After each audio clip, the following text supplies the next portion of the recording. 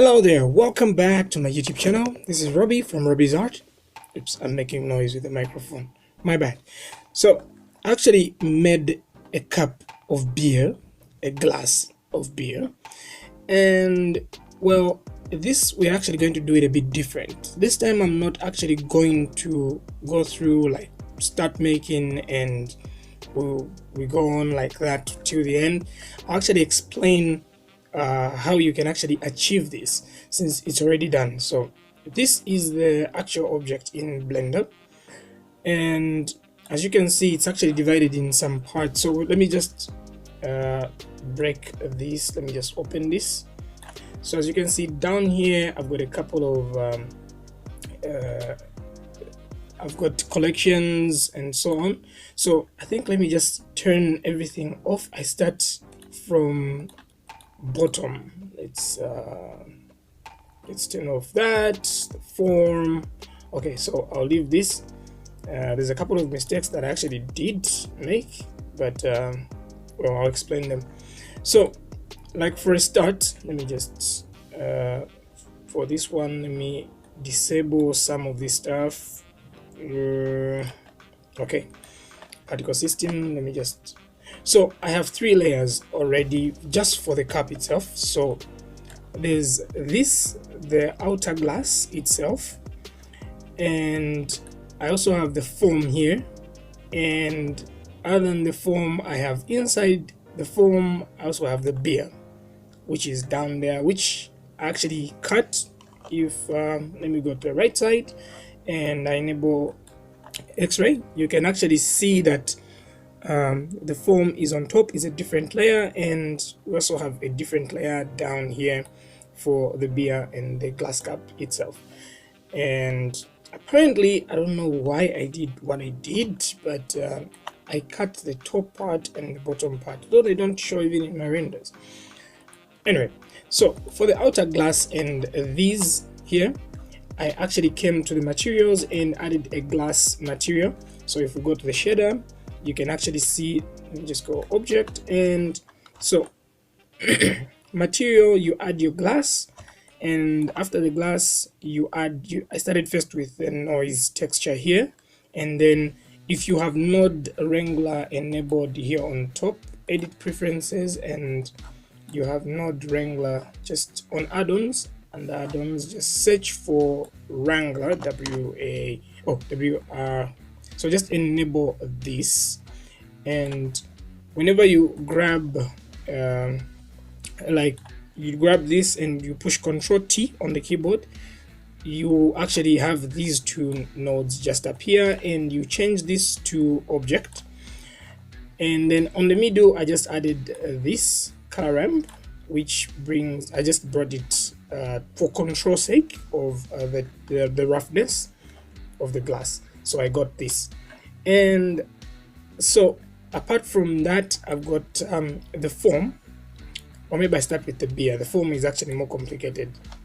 The beer, I just changed the color to something that looks like beer. So in case you want the RGBs, there's this here.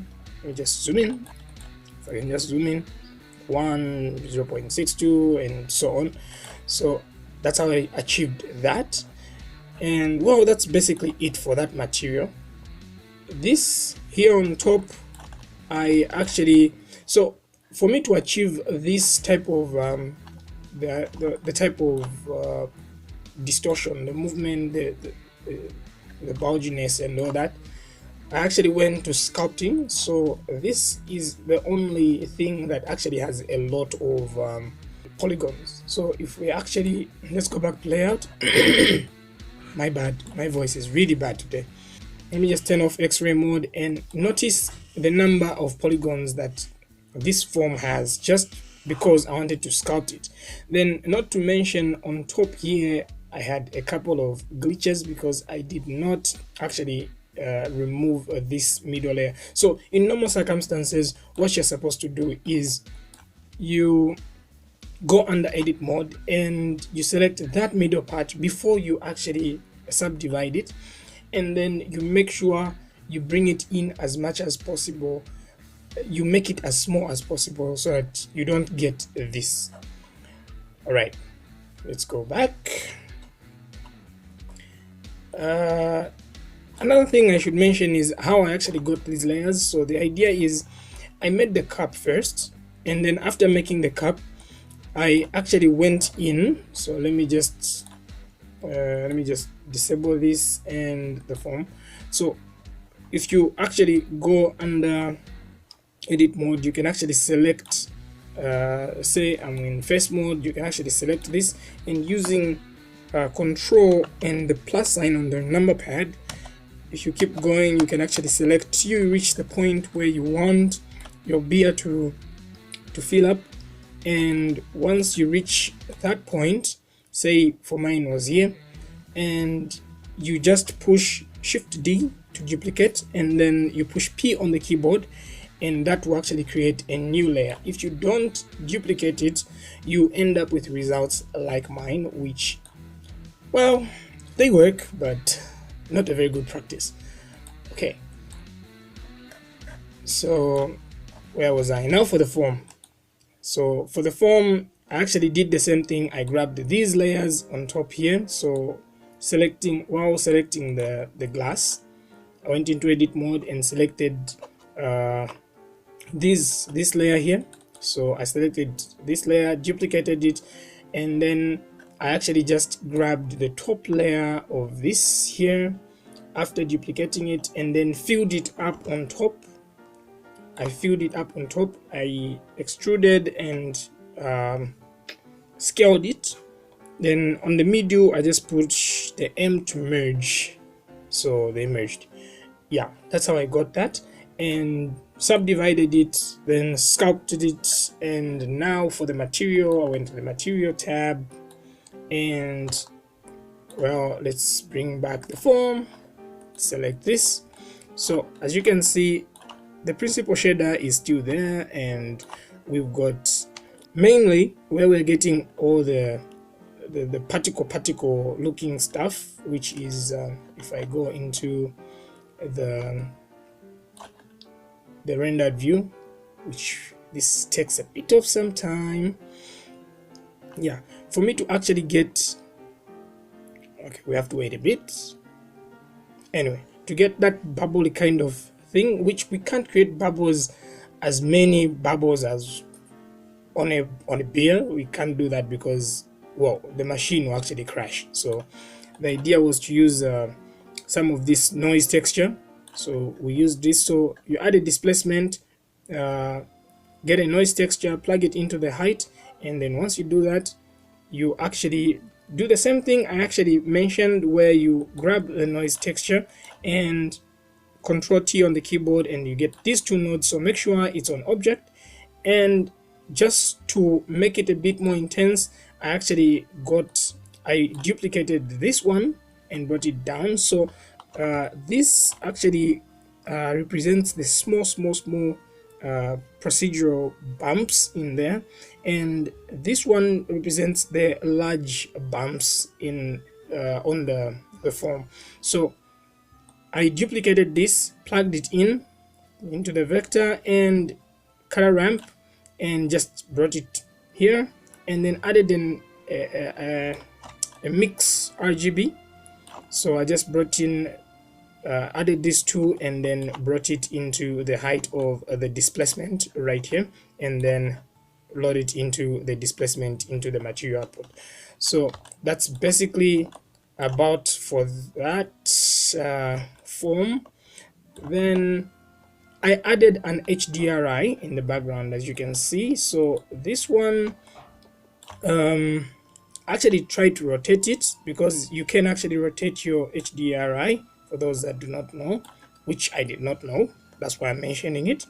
So the thing is, you can plug in this, and then if you enter values in the rotation here, you can actually rotate your HDRI. So depending on where you want to position your HDRI, because if I actually plug it in right now, I put -100 here, so meaning this will actually rotate, as you can see what just happened there, and I was comfortable, so I'm comfortable with the other one. So how to load, for those that don't know how to load your HDRI, you just come here, Shift A, and then add an environment texture, and then you can get an HDRI at HDRI Heaven. I'll put a link in the description part below. And well, and I added a spotlight right here just so I can get that outer lining and get those shinings in there. So that actually helped a lot. And what other thing is there? Oh, the bubbles inside. Let me just go back to, yeah, so we actually have bubbles inside the whole thing. So the moment I actually play this, there's actually bubbles moving up. So apparently the render I made is terrible, but well, it shows. I don't know why, but it shows a couple of glitches in it. So I figured, oh, well, let me show you. It's just the reason why I got those is because my computer is kind of a bit small, and while I was actually rendering, I was running into problems where the machine would shut down. So whenever I would restart, I don't know, the particle system went berserk. So I did not have a very good what's this? So oh, let me just turn that off. So the reference material for the glass here, I'll put it in the description part, the link. Then I have this circle, which, let me just turn that off. Let me turn the glass, the beer, the foam, everything off so that I can show you the particle system that actually is running the bubbles. So if I play this, oops, my bad. If I play this,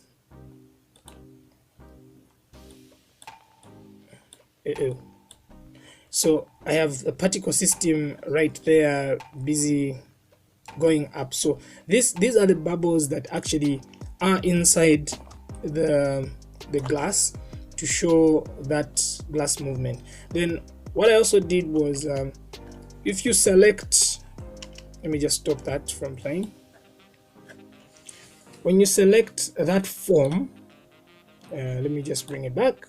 So when you select this form, what happens is if I start playing this, the particles die after they hit the form. So I added it as a collision. Let's just come here. So there's a collision here. If you come here, so it's a collision, and you say just enable this after you add your collision. Just enable where it says kill particles, and the moment the particles actually hit the top form, they actually die. So they don't actually go beyond the form, because that would look weird, which is what is happening whenever I actually stop and start rendering, which kills my whole render. So I have to redo this, but well. And let's see the other thing, that's the material here. Personally, I'm not very proud of it, but I will still explain how I did it there better. There's a video down there that I'm going to put of a ground plane where you can actually get very good ground plane. For this one, I was just interested in the glass, so I just wanted to add something. So for this one down here, after rethinking and thinking, I've decided, in fact, I'm doing it right now. I'm removing all of these, the wood that was down there, just removing it.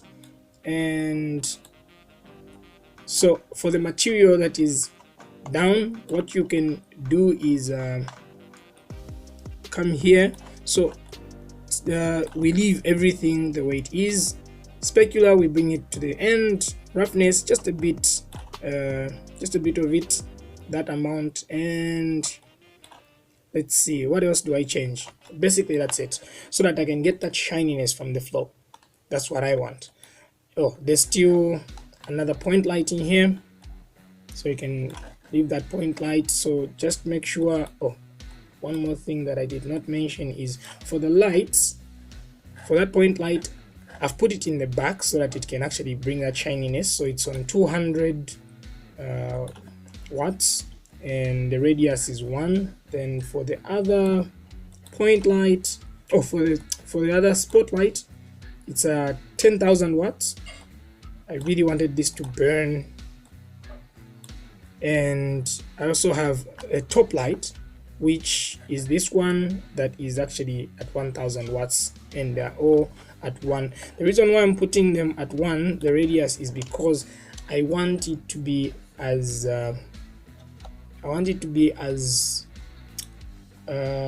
subtle as possible. I don't want a harsh shadow on it. Then the other thing is where it says texture painting. So here, what I did was, so meaning when I remove this, actually I removed the texture painting. So you can actually see, if I bring the image back, look at this, there's a wet map down there. So the thing is, if you want that wet map, what you can do is you can actually use this roughness map. So you actually select, just go into, so how I did it myself is I went into Windows, created a new, just come under paint, and then just come under paint, and once you open your paint, open the canvas size so how I did this was I actually went out and I got one of these images, these that are actually already here, so I just reopened one of them, so like these materials. So you get this, copy paste, and then you when you go into Windows, you just come and open it. Let me just do this, copy this, let me just demonstrate.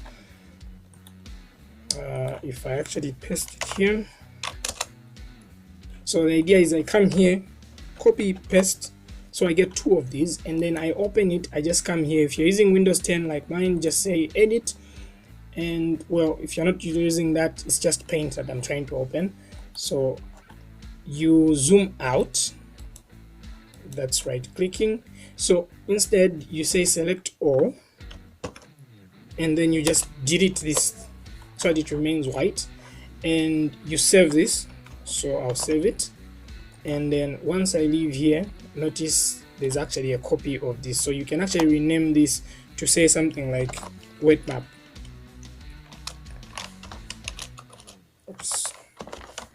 Wet map, and you can drag this, and let's see, my bad.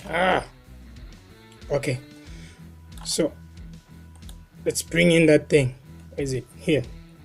So let's drag it and drop it here. So I'll just drop it here. So remove this. So the thing is, this is the only thing that actually comes here. So if I go into texture paint, notice it actually becomes white, like it's completely white.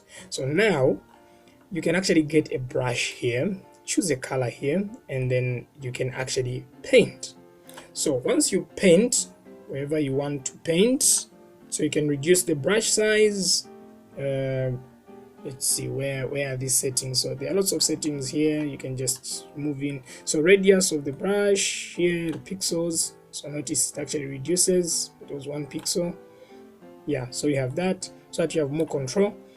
And the strength, you can also choose that. Then once you're done with that, you come where it says shading.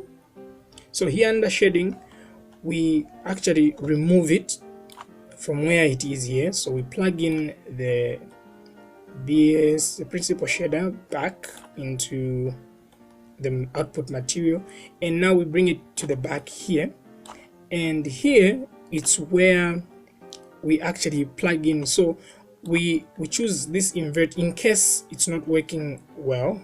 So I don't know how I can actually show you right now, but just plug it. So you plug this into the mix shader, so you bring in the mix shader here, and then once you have this mix shader, you plug it at the bottom. So we are leaving the roughness map still there, so this roughness map is supposed to go into the roughness, but we are plugging this here, and now we'll add an invert shader and just bring it into the middle here.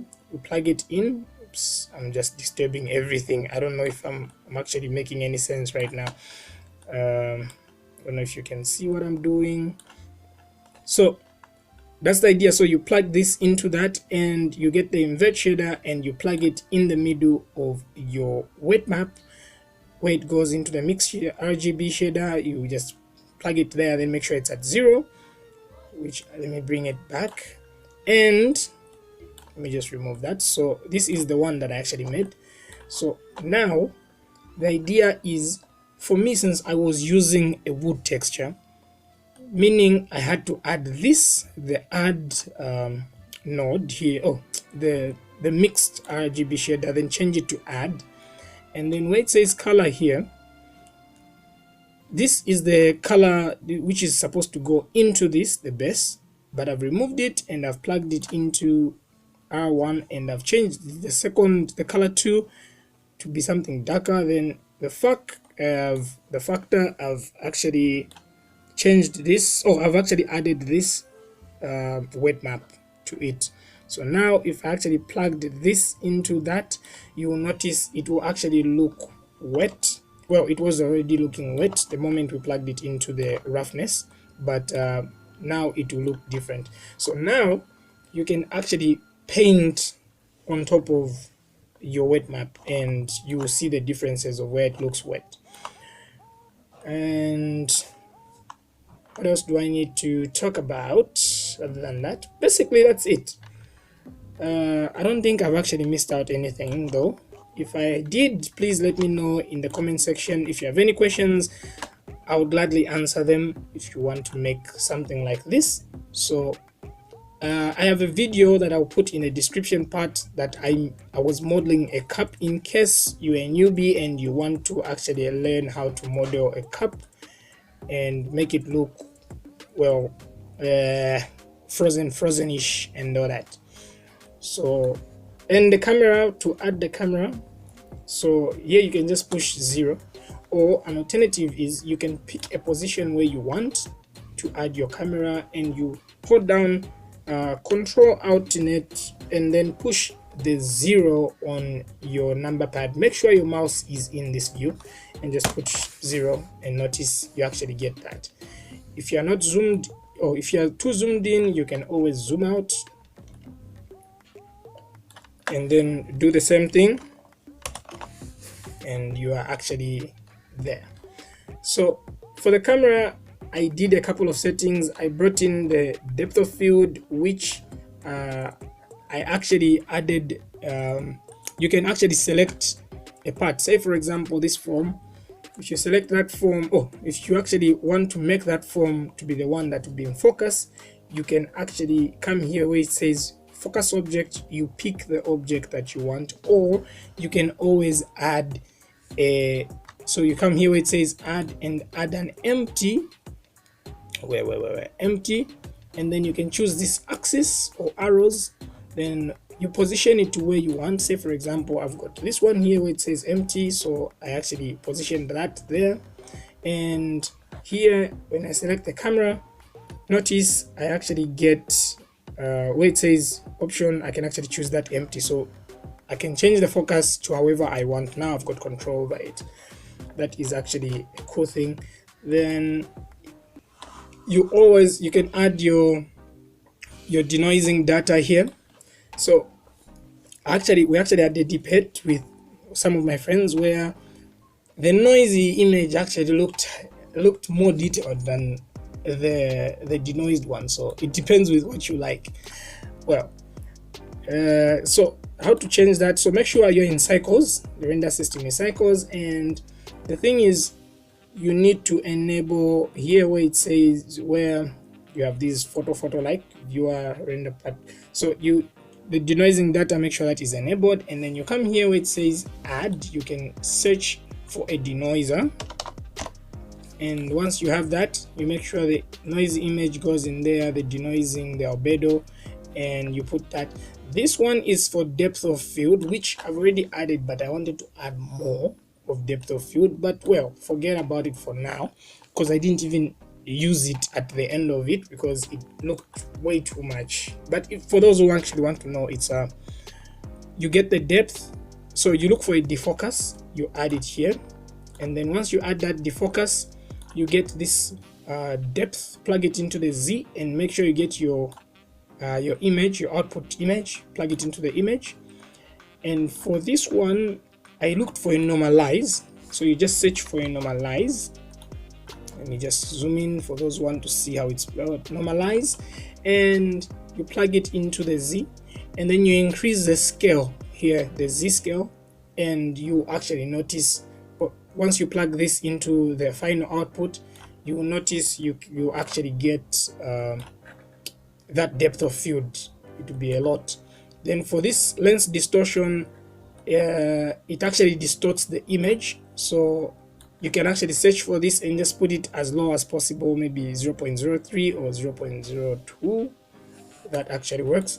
You will notice the difference. It actually distorts the image. It looks like light was actually pouring out. Yeah, that's what it actually does. So you actually notice that. So you push 0 and you click your render. I hope this actually has helped somebody, but otherwise, thank you for watching. Like, subscribe, and bye bye.